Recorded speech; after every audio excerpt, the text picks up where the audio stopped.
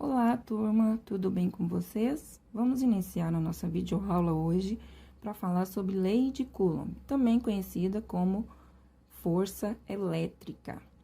Esse tema faz parte da matéria do terceiro ano e está dentro do tópico de eletrostática. Relembrando alguma parte, de eletrostática que vocês já viram no primeiro bimestre, vamos relembrar alguns detalhes que farão parte, e que nos ajudarão a trabalhar a força elétrica, ou a lei de Coulomb também, chamada de lei de Coulomb. Então, a eletrostática é a área da física que estuda a relação entre cargas elétricas em repouso. Se baseia em dois princípios fundamentais, que é o princípio de Dufay e o princípio da conservação da carga elétrica.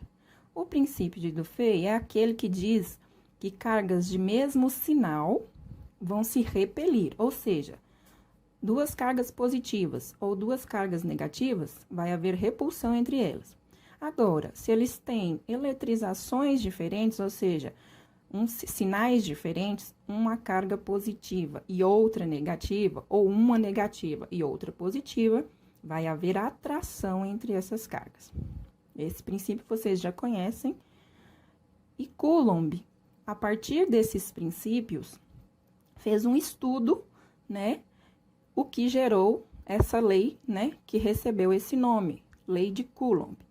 Essa lei trabalha a força de atração ou de repulsão entre cargas elétricas. Então, Coulomb, num primeiro arranjo, pegou duas cargas positivas, com valores Q para uma e Q para outra. Não alterou a distância entre elas, depois uma distância D entre essas cargas e percebeu que havia uma força de repulsão entre elas, uma força F.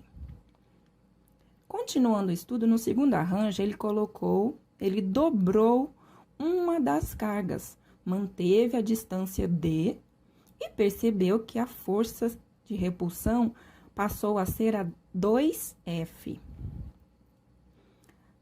Depois, num terceiro arranjo, ele dobrou as duas cargas e percebeu, manteve a distância D, e percebeu que essa força de repulsão passou a ser 4F.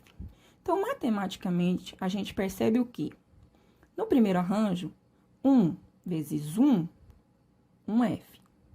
No segundo arranjo, 2 vezes 1, 2F. E no terceiro arranjo, 2 vezes 2, 4F. Então, ele percebeu que a força aqui, nessa primeira parte do estudo, ela era diretamente proporcional ao produto entre as cargas. Então, se você mexe nas cargas, você também mexe na força diretamente. Se você aumenta as cargas, você aumenta a força. Se você diminui as cargas, você vai diminuir essa força. Coulomb continuou seu estudo e numa segunda parte, desse estudo, ele fez novos arranjos. Só que dessa vez, ele manteve as cargas e começou a alterar a distância. E o que aconteceu com a força nesse caso agora?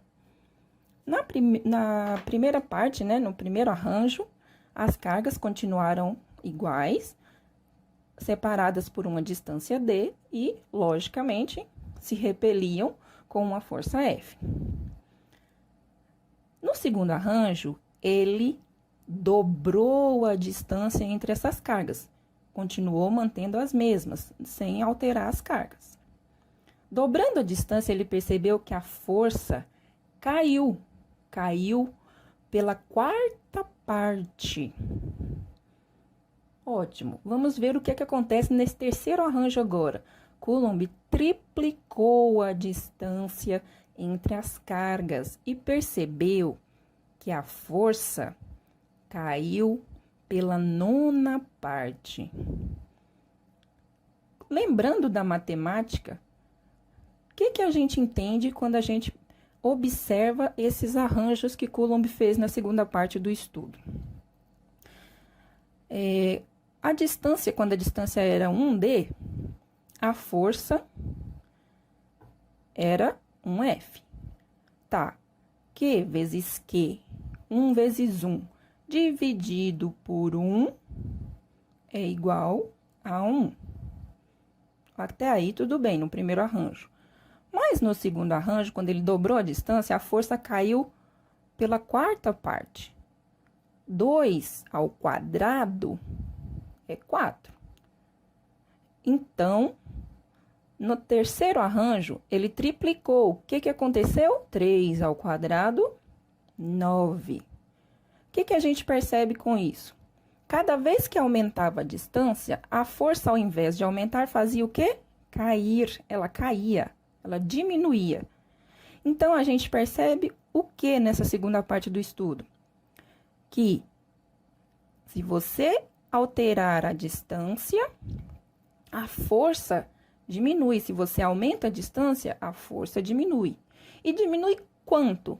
Diminui pelo quadrado dessa distância, né? Então, olha lá, 2, quando a distância era 2D, 2 ao quadrado, 4. Então, a força caiu 4 vezes. Quando ele triplicou a distância, 3 ao quadrado, 9. A força caiu 9 vezes. Então, escrevendo isso em linguagem matemática, o que a gente pode dizer? Que na segunda parte do estudo de Coulomb, a força é inversamente proporcional ao quadrado da distância que separa as cargas. Na primeira parte, ela era diretamente proporcional às cargas. Na segunda parte, ele percebeu que a força era inversamente proporcional ao quadrado da distância que separava essas cargas. Coulomb não parou por aí, fez ainda uma terceira parte do estudo.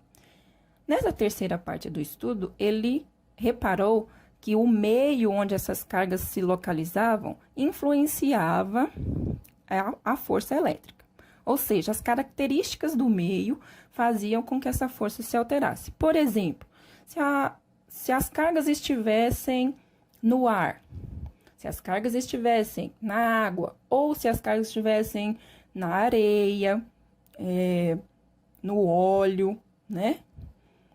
Dependendo do meio, a força teria outro valor, essa força se alteraria, tá? Com base nessas três partes, juntando tudo isso, né, do estudo dele, ele formulou ele construiu, né, essa fórmula aqui que a gente usa para cálculos da força elétrica. Então, ficou força é igual a constante. O que essa constante significa? A constante é o meio físico onde as cargas estão inseridas. Então, essa constante, ela é representada pela letra K. A constante vezes as cargas em módulo. Por que em módulo? Porque força elétrica é um vetor. E vetor a gente dá o valor do vetor em módulo, sem sinal de mais, sem sinal de menos. Mas nós sempre saberemos se a força é de atração ou de repulsão por causa dos sinais das cargas. Mesmo que lá na fórmula a gente não coloque esses sinais, tá? Então, as cargas, força é o quê? Diretamente proporcional às cargas, Q1 vezes Q2.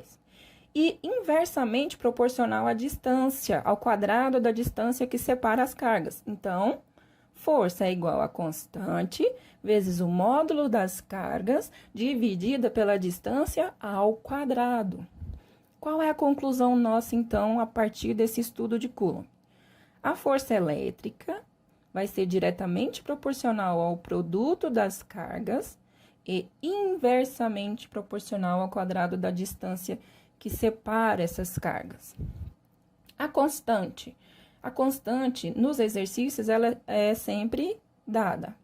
Então, normalmente, né, no geral, nos livros e nas atividades e nos vestibulares, a constante eletrostática, o K, ele é considerado para o vácuo e ele tem um valor específico. Para o vácuo, a constante eletrostática vale 9 vezes 10 a nona newtons vezes metro quadrado por coulomb quadrado. As cargas são sempre em coulombs e a distância será sempre em metros. Se não tiver, nós teremos que trabalhar com transformações, tá? As cargas, da mesma forma, vocês conhecem os submúltiplos. Se não tiver se tiver em submúltiplo, temos que usar a transformação, ok? Por enquanto é isso, né? Depois eu vou fazer um vídeo para a gente trabalhar exercícios sobre a lei de Coulomb. Obrigada e até a próxima aula. Um abraço para vocês.